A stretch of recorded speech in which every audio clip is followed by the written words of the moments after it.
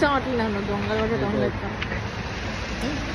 Hello guys నాకు beach చూపిస్తావా అని చెప్పి మా ఆయన అడిగాను. సరే పోదామని చెప్పి అన్నాడు. ఇంట్లో బయలుదేరినప్పుడు మంచిగానే ఉండే వెదరు. తీరా ఈడి దాకా వచ్చిన తర్వాత అది కాస్త ఇట్లా మారి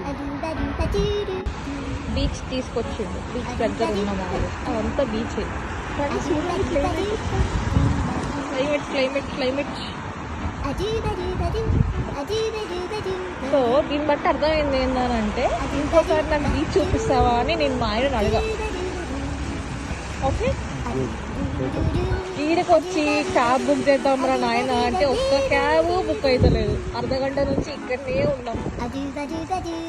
అట్లుంటుంది హస్బెండ్స్తో 4 minutes అంతా. ప్రతి ఒక్కడు ఓకే అంటున్నాడు, క్యాన్సిల్ చేస్తున్నాడు, మళ్ళీ ఊడుతుండు, మళ్ళీ వస్తా అంటున్నాడు, మళ్ళీ క్యాన్సిల్ చేస్తున్నాడు. ఏంది మాకు